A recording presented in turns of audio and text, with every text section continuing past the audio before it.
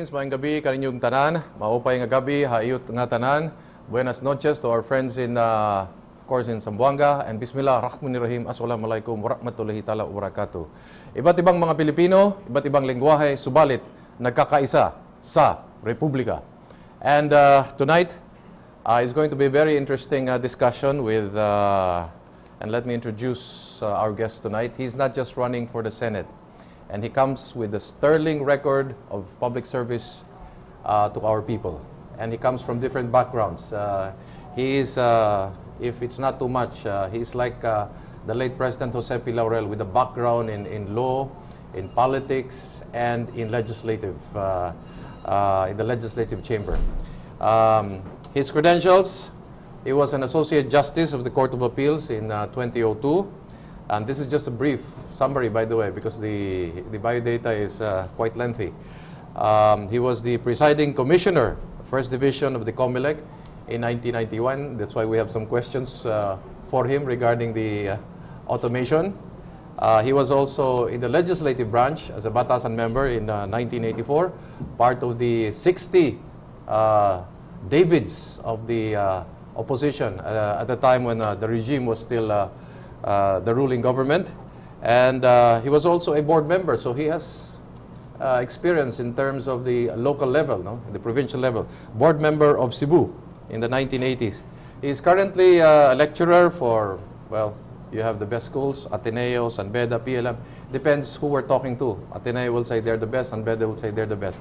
We are going to speak tonight with none other than Justice, and he wants to be called Dodong Maambong for Senator. Good evening, Justice. Good evening, Eric.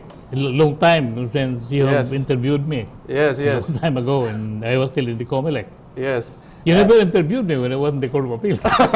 No, I don't know whether you would be free to be able to discuss your thoughts if you were in the Court of Appeals. Alam niyo naman, kailangan insulated kayo from the politics and the current debates, no. But anyway. Anyway, let me greet your audience. Yes, yes. Good evening, Pilipinas. Mayong gabi kanyang tanan. May susunan ko sa Cebu o sa iba-ibang parte sa Mindanao. Okay. Thank you. First question, and this is the most current right now, no? Before we go into your platform of government and how come you're running. They're discussing about very recently whether the issue of whether President GMA can appoint a Chief Justice. And there are, of course, two provisions of varying interpretations. Every lawyer has his own interpretation of on the provisions. But being a former Court of Appeals Justice, how do you see it? Can President GMA appoint the incoming Chief Justice? You know, it's good that you asked me that question, because a few days ago, my former chairman to COMELEC, Christian Bonsor, yes, who is a very respected member of the bar, was interviewed by, I think, Ted Filon. Okay. And then he, of course, he's against the decision of the Supreme Court. But I found it very strange why Chairman Bonsor pinpointed my opinion, as he called it, my opinion, that I am diametrically opposed to his statement that the President cannot appoint. And he said, ako daw nagsabi na the President can appoint. Well, the few days later, I was invited by ABS-CBN. I was invited by Teleradio. Let me cut you short for a while now, just for so that the audience will know. See, Justice Regalado Maambong was also member of the 1986 Constitutional Commission, so he knows what he's talking about. Sige po, tuloy kayo, tuloy kayo. Well, anyway, I didn't want to go there in the station. You know why? Because we are baiting a dead horse. Okay. The Supreme Court has decided. Already decided, yes. Ang gusto siguro nila to clarify the statement. Well, number one, I cannot understand why Chairman Bonsor had to cite me as being in favor of the appointment of the Chief Justice.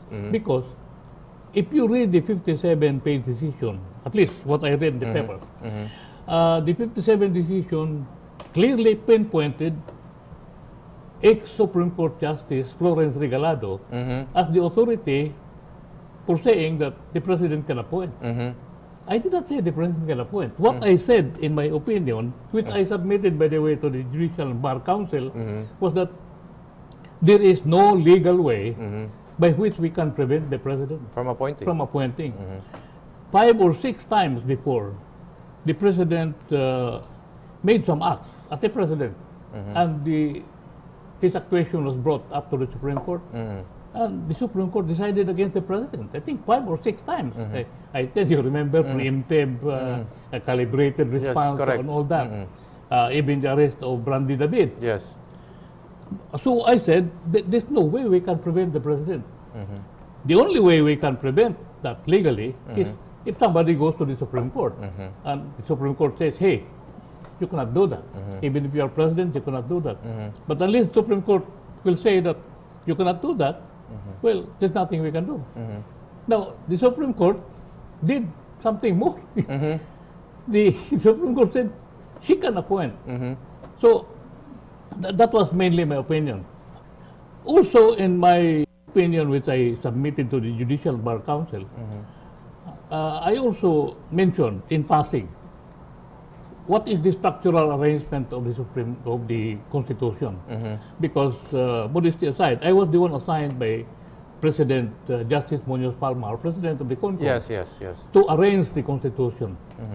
And she told me to arrange it in the order of importance. So I started with the legislative, that's Article 6.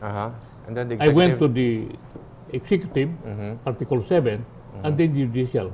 Okay. In terms of arrangement, purely arrangement, and it's a matter of opinion on my part. The arrangement in Article 7 talks of executive position. Yes. So maybe it's not a good opinion, but that's my opinion on the arrangement. But my main opinion is that you cannot stop the president. From appointing. So, well, it's fortunate that when I appeared before the ABS-CBN with Anthony Taberna, nakapunpat si Chairman Bonsod. Okay. I must mention, I respect him highly. He was the one who sent me to the States Okay. to study automation Okay. of all things. Okay. He was there for about a month or so. I had a team. And I respect his judgment. But I was saying, my judgment should also be respected. Correct. As far as arrangement is concerned. And we had a lively discussion. He was on phone packs. His face appears on TV. And I was there present. So that's it. As far as my opinion is concerned, it's only the Supreme Court which can prevent the Correct. president. And the Supreme Court did not. Correct. So that's it. Okay. So malinaw po yun. Malinaw yun. Okay. Second point, since meron kayong background as COMELEC Commissioner, your own take. Are you optimistic about the coming elections in terms of the automation? Because alam ko, kayo ang parang ginawang task force yata dun sa Mindanao when there was a special election. Yes. Also on automation, but a different kind of automation. Yes. So, I mean, you know, you're ins and out inside the COMELEC and how Philippine politics runs, no? Especially in Southern Mindanao. So, you're now running for the Senate. How do you feel? Are you optimistic na talagang magiging hindi lang orderly and peaceful, but more importantly, honest ang ating election? Well, let me put it this way. I already mentioned that Chairman Monsod sent me to the States. Okay. And I studied automation. When I came back in the Philippines, then we tried to make some kind of implementation. And at one point, we had some kind of discussion whether automation should begin on the precinct level or should it begin on the municipal level. I kept on insisting that we should start at the municipal level. Why? Because we have electricity, we have transportation.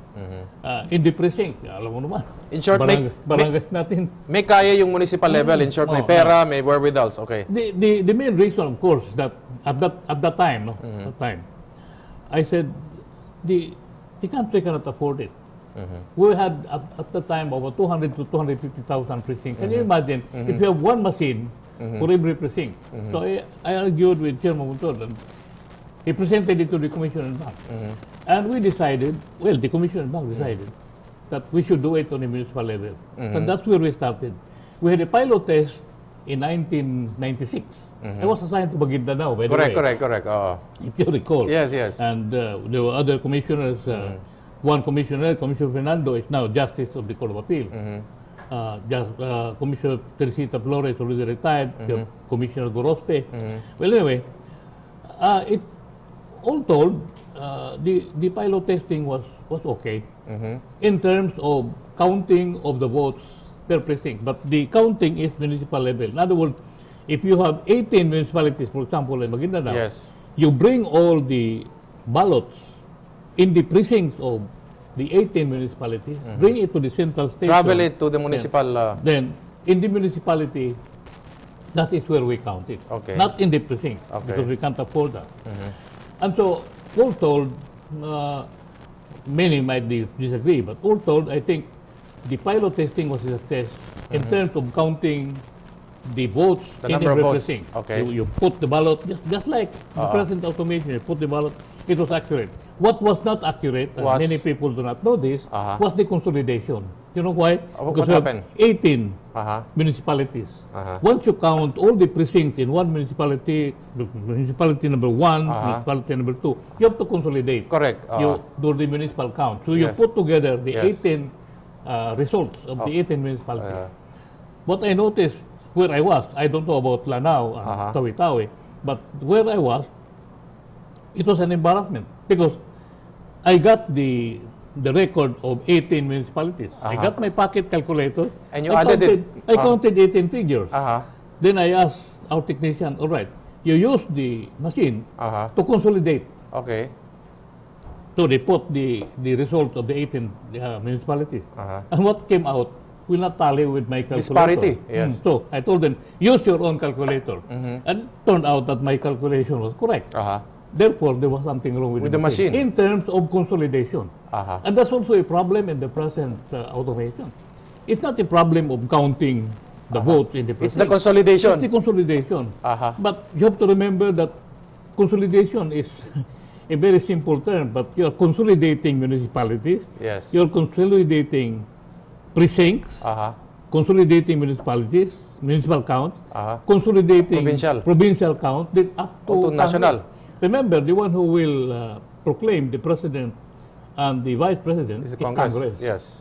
The one who will proclaim the senators is the Senate. So or it will- the COMELEC. So it will be worse now because you're consolidating on a per precinct level. Yes, you're consolidating on a per precinct level, and they will throw that to the municipality.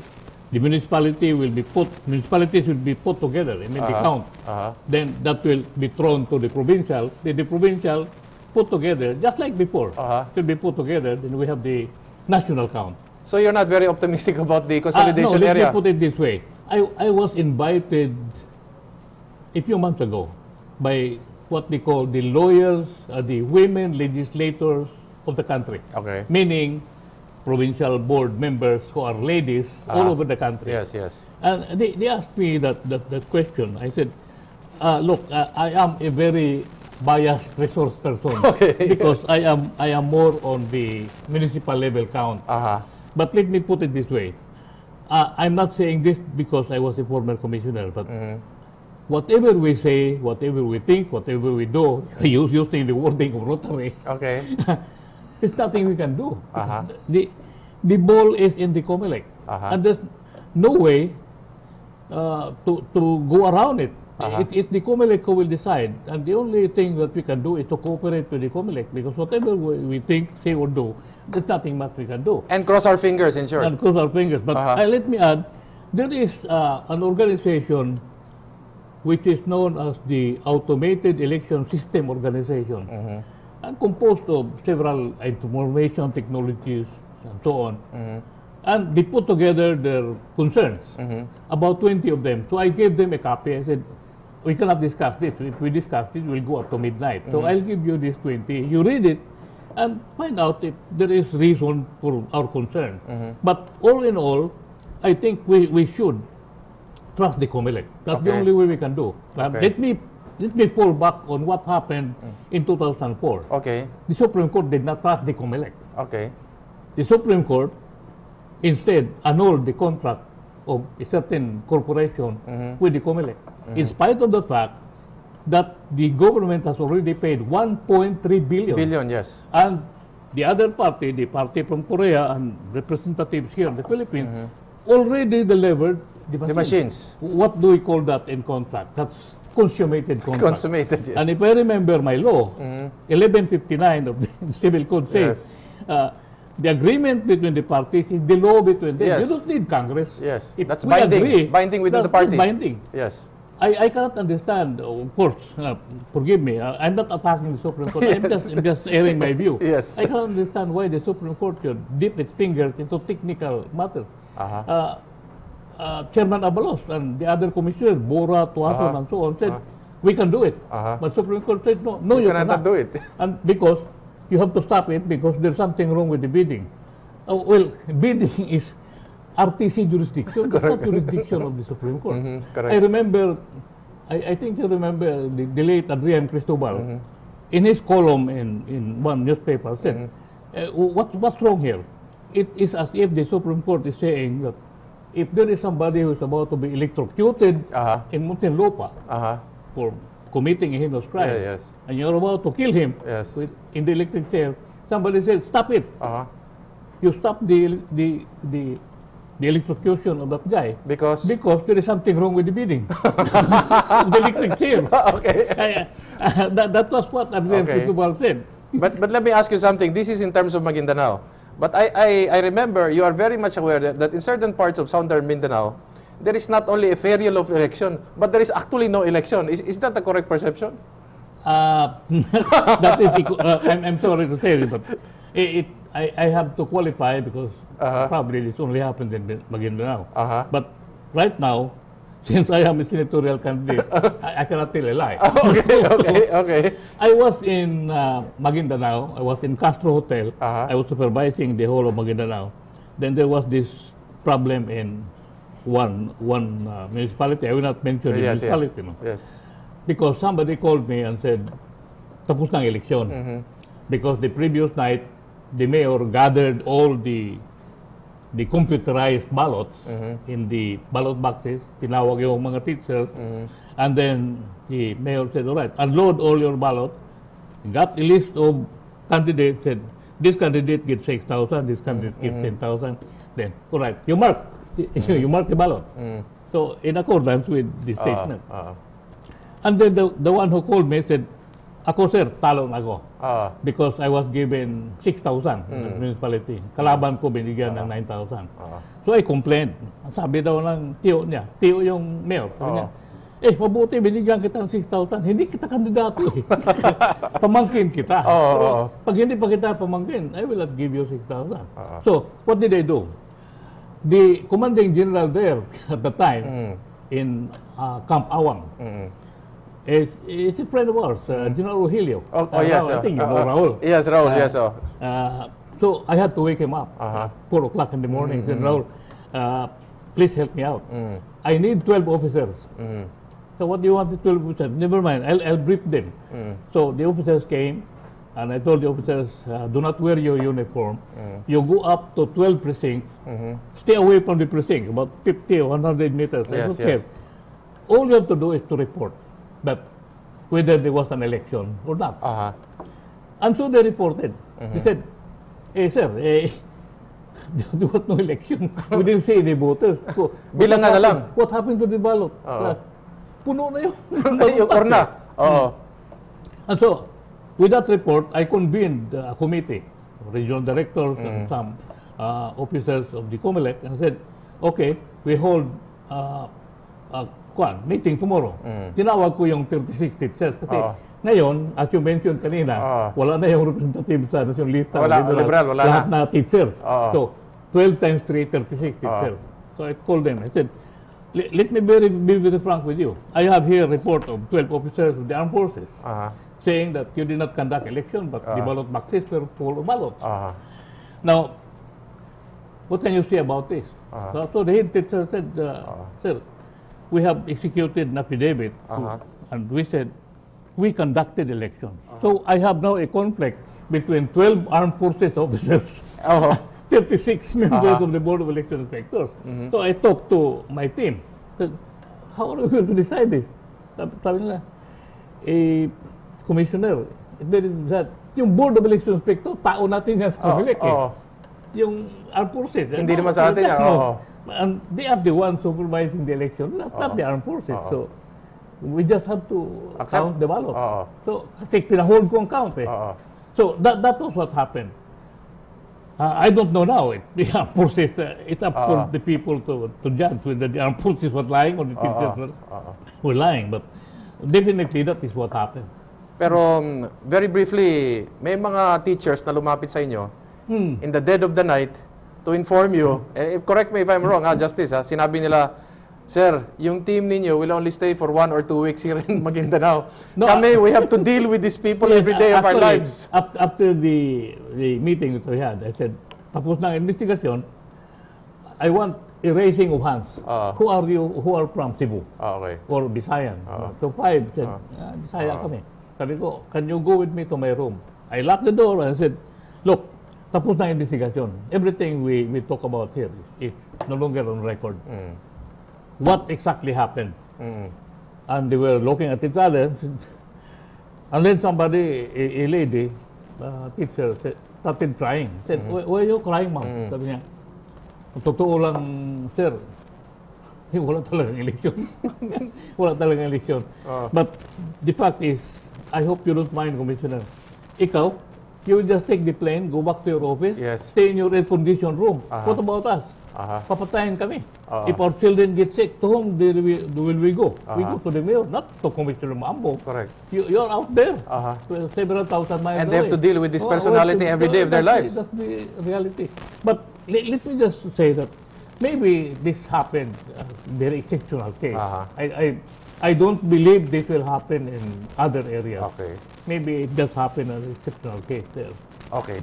Well, we're going to pause for a few reminders, and I want to show you this sticker here, just so you can be reminded. Ayan. Okay. He's running for senator. And when we come back, we're going to be talking to Justice Maambong about his platform of government. With that kind of scenario, why is he still running for the Senate? What is his platform in terms of electoral reform and modernization of the COMELEC, judicial modernization, and administrative reform? He's got a long list here. Expansion of the government procurement law, improvement of the quality of basic and secondary education system, comprehensive national land use plan.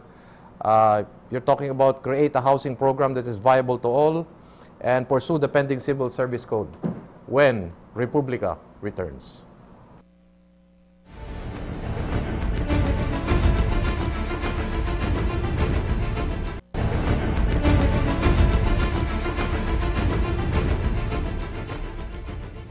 Okay, you're back with us in Republika. I'm Erik Espina, and we're talking to Justice Regalado Maambong, who is running for the Senate. Very briefly, Justice, you are KBL, but you've been adopted by PMP. What is the relationship? We had some kind of problem with KBL, but we have settled it now.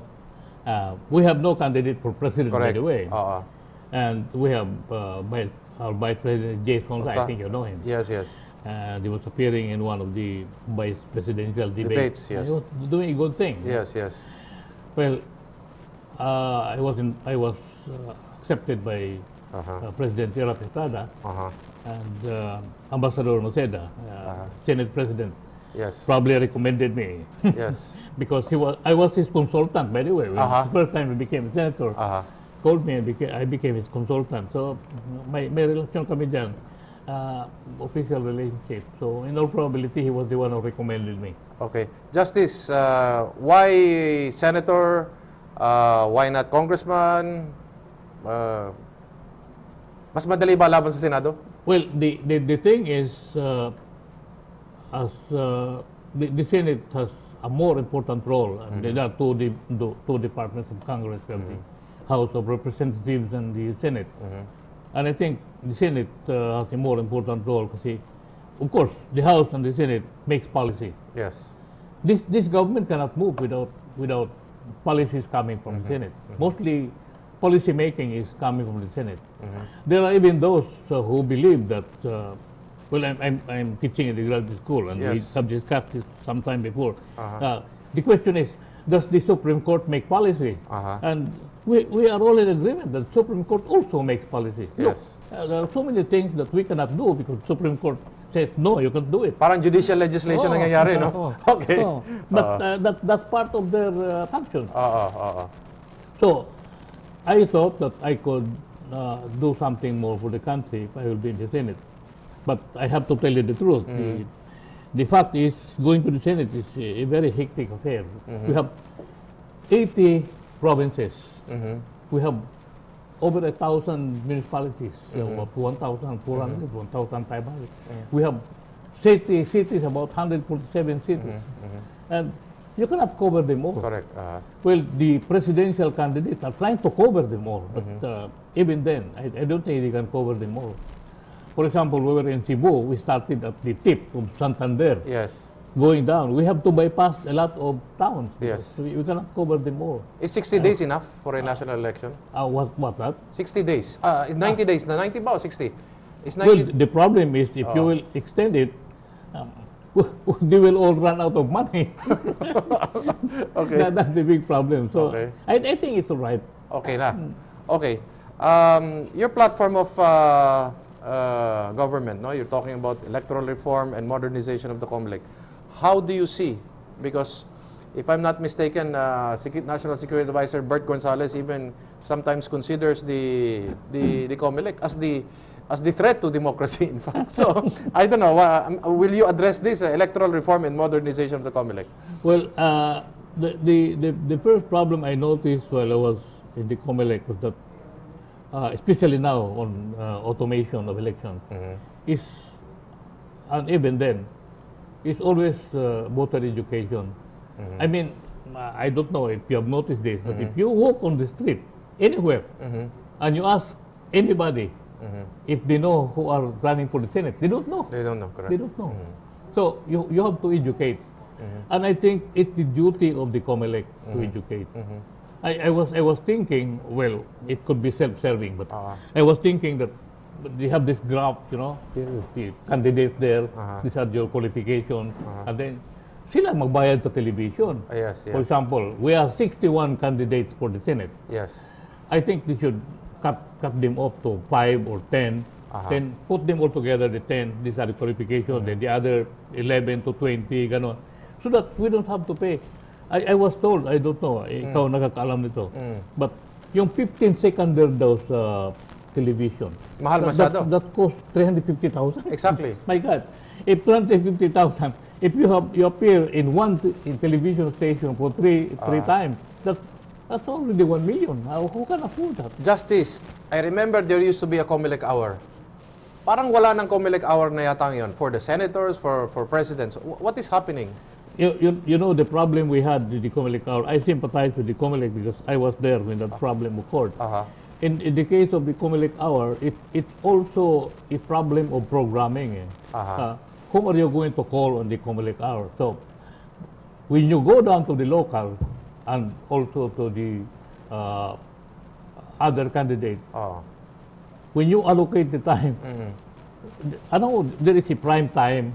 I think you know that Yes, there's yes. prime time, and there are time slots where nobody will see you. Correct, because correct. everybody's asleep. Correct, correct. So, what can the COMELEC do? The COMELEC can only do raffle. Okay, tama yan. Mag-raffle tayo who got the prime time. And so, in any way, it becomes unequal. It becomes gambling. Yes, yes. If you fall in a time slot where nobody will be listening to you because everybody is asleep, you will not go to the COMELEC hour. What's the purpose of the COMELEC hour? Now, ito namang COMELEC space. There's a problem also there because nobody wants to see the COMELEC space. They want to see it on the roadside. So we have a problem there. But the main problem on voter education was supposed to be solved by former Senator, the late Neptali Gonzales. Yes, yes. Before he died, he passed a law which says that before the elections, everybody is supposed to have a VIS, a voter information sheet. Yes, okay. And we're talking of 50 million voters. It's a very good law. Yes.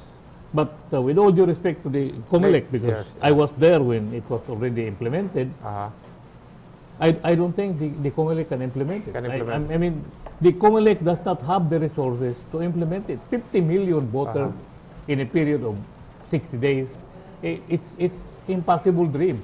Now, let me ask you, have you ever received a voter information sheet?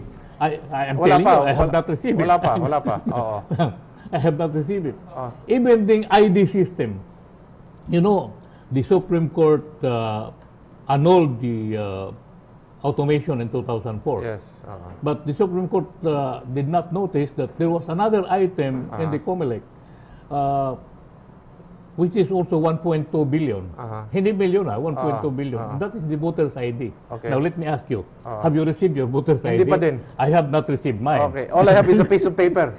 That certifies me that I can vote. Yes. When we applied for Yes. registration, Yes. kasi pinarenew tayo, Okay. we were given a receipt. That is the receipt for the ID. Okay. But then again, that's the problem. I'm not blaming the COMELEC. You're supposed to give 50 million IDs. Hindi kaya. It's very hard. Okay. Justice, let me ask you something. Now, from my perspective, I see the necessity for electoral reforms in terms of campaign finance, in Yes. terms of parties, Yes. in terms of candidates that are, if we have poor litigants, we should have some form of qualifying system that will allow a good, a good politician or a good leader in a community or in national level, even if he does not have the money, to be able to be qualified into a system that will support his viability as a candidate for senator or for congressman, as long as we can have a matching fund for that matter, like in the US. Wala tayong mga ganun. Kaya parang nakakalungkot because I see so many good materials, and just because they do not have the money, people do not know they exist. In the United States, I recall that they have what is known as the PAC, the Political Action Committee, which is supposed to service all this campaign funding and so on. And then, if you are a candidate, you are funded so much. In the Philippines, there is no such thing. Senators and congressmen have been trying to pass that law, but it has never been passed. Can we look at the possibility? Like, for example, of course, we already have a minimum as to how much you can give, no? Yes. But in terms of corporations, maybe this could be one form of tax deductible or, for example, right now, the COMELEC is trying to deal with the fact that they cannot monitor how many hours or advertisements have been given to a candidate. Pwede ba na parang katulad sa mga baril na pwedeng isuspend, you can only come up with the advertisement if you have a COMELEC certification that this particular, let's say, advertisement can now be aired because meron ng permit by the COMELEC. Hindi lang yung bara-bara. In short, we're trying to put the COMELEC in between the candidate and again, and the media institution. Pwede ba yung ganun? That's a very, very good idea. But what I understand is that parang monitored na sa TV and radio ang time mo. You have only so much minutes in 60 days. You have only so much hours in television. I think the monitored na. Ang one problem with COMELEC did not like was when the Supreme Court said that yung advertisement mo before the campaign period is not counted. Okay. And the COMELEC objected to that, but nothing happened. Because if nag-start ang senatorial campaign or presidential campaign on February 9. So before that, you can spend all the money you want. But now that there is now a campaign period, you're now limited. But what about what you have spent before? Previous, yes. Okay. But that's the decision of the Supreme Court. Ito number 2 natin, yung judicial modernization and administrative reform. How will you approach this? Well, while I was in, I had to speak for the Court of Appeals because I was there. ang na-notice ko sa Court of Appeals, there was supposed to be 69 justices.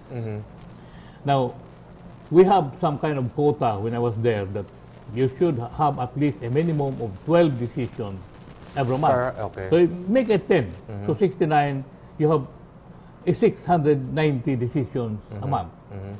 Now, there are 23 divisions. And we have a memorandum agreement that all the justices are supposed to put your decision into soft copy of video CDs or whatever, or CDs. And then it goes to the central file. Why? Because when it goes to the central file, pwede mong malagyan ng search mode dyan. May mga search Mabilis ma-retrieve. Okay. What am I driving at? The problem is, if you have 690 decisions coming in, there might be an issue which is decided by one division and which is different from another division. Correct. And so I wanted to emphasize to our presiding justice, Ruben Reyes and previous ones, that we should try to activate this thing because mapahiya tayo. Sometimes darating sa Supreme Court, dalawang decision. Aha. The same facts. On the same facts, Iba-ibang decision. That's one way of doing it. Of course, so you must have a clearing house, in short, clearing house. Yung clearing house para natin. uniform ang Yung jurisprudence. clearing house natin. Okay. And, well, the problem with decision making is that nobody can dictate on you how you are going to decide the case. You have to from division to division, yes. Division to division. Yes. And that's one thing that I would like to see. And that may be applied also in the Supreme Court, like, to a limited extent. 15 lang sila doon eh. Correct. Mas madali siguro. Madali. Then they have some services there, they have the spokesman, they have the PIO and everything. Okay, third, expansion of the government procurement law. Yung procurement law, that has to be well activated kasi, well, I don't like to say this, but that's the source of corruption. Okay. Pero ngayon, I understand yung mga procurement na yun, pumapasok na sa mga laptop na makikita mo na. So probably we can put a stop to that. It's open for scanning, insured by the public. Mas-scan mo yan. But I don't know, ang implementation dyan, I think you're more knowledgeable about that than I am. Sa armed forces, mostly sa armed forces. I talked to some people, mga kaibigan ko, that for example, yung shoes nila, they go to the areas of conflict. Pagdating ng 2 weeks, wala na yung sapatos. Wala na. Mabuti pa yung iba kasi they bought smuggled shoes from Vietnam. Matibay yun eh. But our shoes coming from the armed forces, well, before, I don't know now.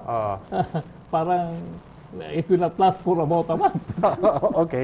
Okay. So itong improvement in quality of basic and secondary education system.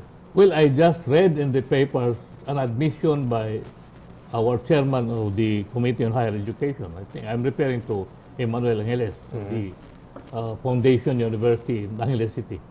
And the chairman himself admit that we are very much behind in other countries when it comes to education. And I'm talking about the different aspects of education, engineering, nursing, and so on. And he bewailed the fact that in previous years, or maybe previous decades, we were number one in education. Yes. But all of a sudden, we have collapsed a little bit. And my father used to tell me that, and my mother also used to tell me that, ang education daw during the American time is much more effective. Pag mag-graduate ka daw doon sa high school, pwede ka na magturo. And to think, basic lang yun dati, di ba noon? Reading, writing, yung mga ganun, ano? 3 hours lang yun. And then you have comprehensive national land use plan. Nagkakagulo ba? We have, according to some Japanese experts, we have the best natural resources in the Philippines. We are still very big, 7,100 islands. It's only a problem of utilization. How are we going to use our resources? Especially in mining. But in mining, ang dami na rin mga decision conflicting with each other, the degradation of the environment. But ang problema natin sa environment, in the scheme of things, the environment is down below. Ang una natin is priority natin is really poverty. And my point in poverty is that, well, when you talk about poverty, you're talking about the low-income people. And how do you solve poverty? Mayroon sinasabi sila noon when I was still in college na it's not always good to give food to people. But it's much better pagaya ng if you want to make him self-sustaining. Teach him how to fish. You teach him, for example, how to fish rather than keep on giving him fish. Maybe that should be the attitude that we will have. In the United States, alam mo, mga pioneers noon, self-sustaining talaga eh. Yes. If people are getting used to the fact that we always ask money from the government, no government can exist that long. That is really the continuing debate even in the U.S. and maybe which we should wrestle. Whether we want a big government, big brother, giving everything to us, or are we just given the tools and the implements to be able to develop ourselves, and government should stay away from our business. That basically is what's happening in the United States. Sa atin siguro mas gusto ng mga Pilipino pag binibigay na lang. I don't know. But it's not good for the country in the end. In the United States, they had the welfare system. Yes. But if we do that, I remember our Chief Justice Regalado, he very advanced in thinking. He was talking not only of human rights, he was talking of economic rights. And I was just thinking aloud, economic rights, we may have to adopt welfare system in the United States. We can't afford it.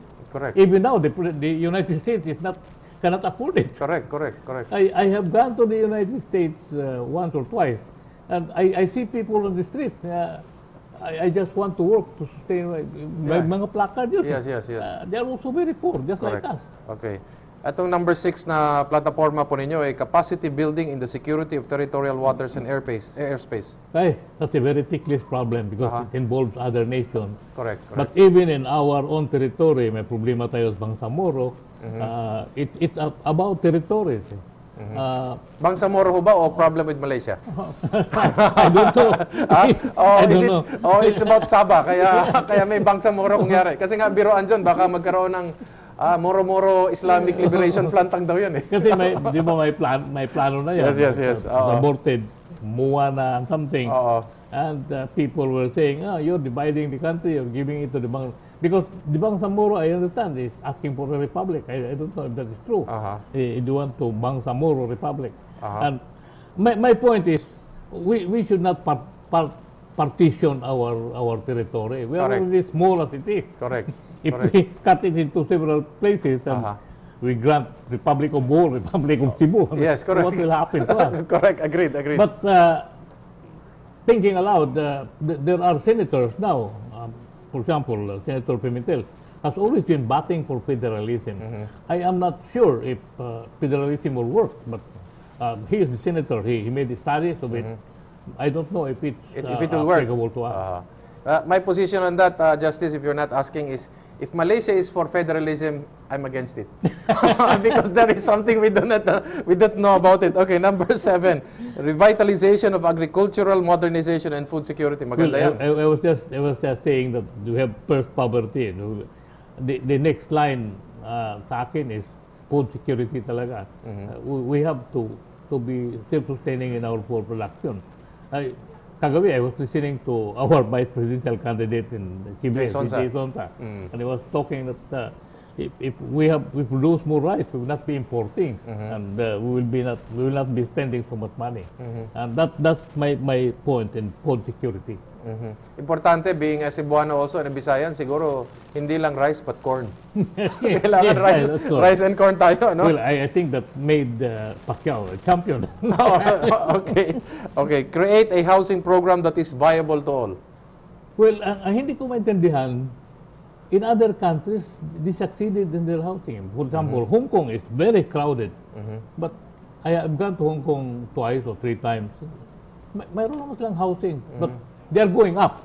Sa atin naman, pag ganun tayo. Kaya kailangan siguro the term is settlements. Settlement. Parang human settlements because human settlement is upwards. Ang problema ng somebody, an economist wrote, I read it, said, the problem is if we give housing to the squatters in Metro Manila, for example, you have to relocate them outside of Manila. Yes. If we relocate them outside of Manila, we will lose our labor force. Correct. And economically, we will also lose. I don't know how to solve that, but that's not a problem which I look at. It seems to be a problem talaga. If you transfer them to a very far away place, mawalan tayo ng human resources. That's why some people are saying we have to focus on the transportation system. So that ano tawag diyan? Rationalization. So kung kahit malayo sila, but you have a very good public transport system, they can go to their work of employment or their works or their employment and then go back to wherever they are. That's why they have created, nakikita ko, I want to Batangas, mayroon silang mga economic zone, no? Even in Cebu, in Lapu-Lapu City, we have the MIPSA, Mactan, economic zone.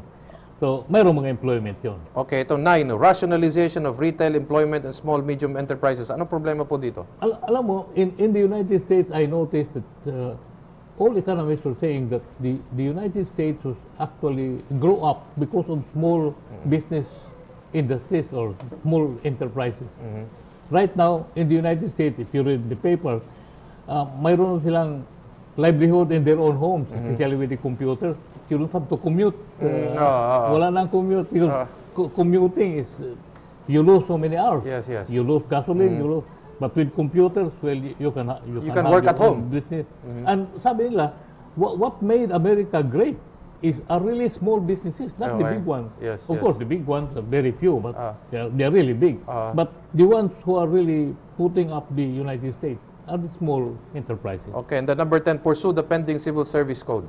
I can, but that's always been violated in the past. Problema tayo dyan. Paano bang dapat gawin dyan? Very briefly Ay, lang. kung lang ito, political will lang ito. For example, mayroon kayo dyan, service board, ano ba yan?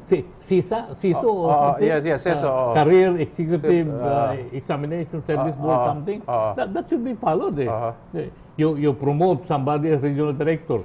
I-bypass mo yung mga CISA graduate, CISO graduate. Hindi pwede yun. But that has been done in the past. Ang problema sa atin dito, if there is a violation of the law, the one who violates the law will just say, go to court. And how long will that take? That will take a lifetime.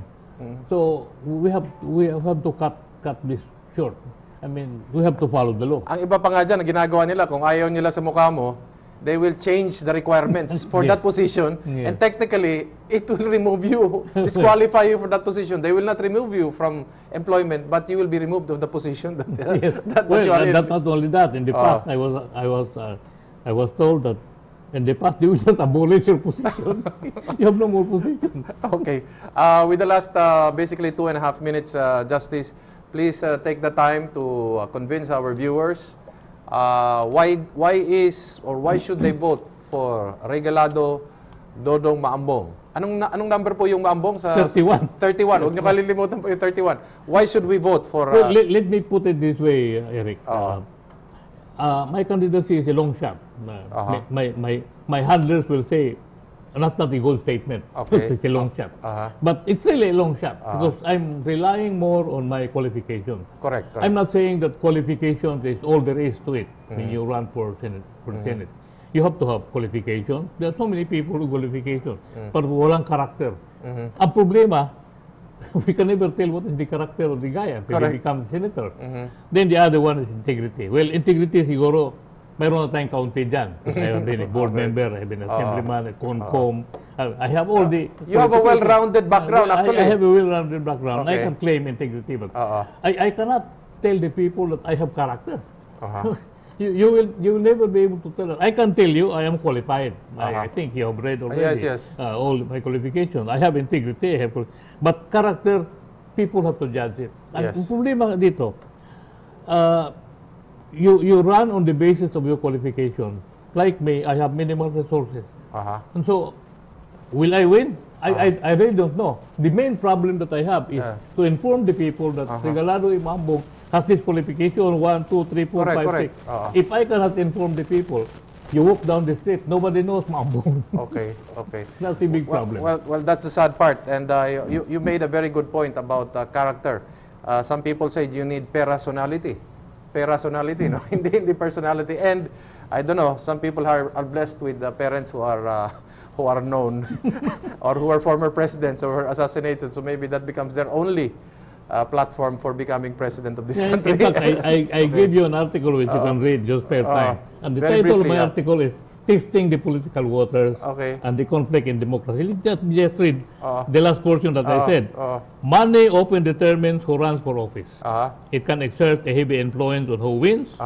And some argue money affects what politicians do once they're in office. And that is, I believe in that. But I have to do it anyway. Because if nobody will do it. Okay. Well, it's been an interesting 1 hour conversing with Justice Regalado Maambong, who is running for the Senate. And do consider his background and well-rounded background, for that matter, for the August Chamber. And we'd like to thank him and Godspeed. And this has been Erik Espina, reminding you that voting is a cerebral process. You have to think who you will vote for as good representatives of our people, especially for the presidency, because this is 6 years. Not 4 years, as it previously was. 6 years of hell or heaven.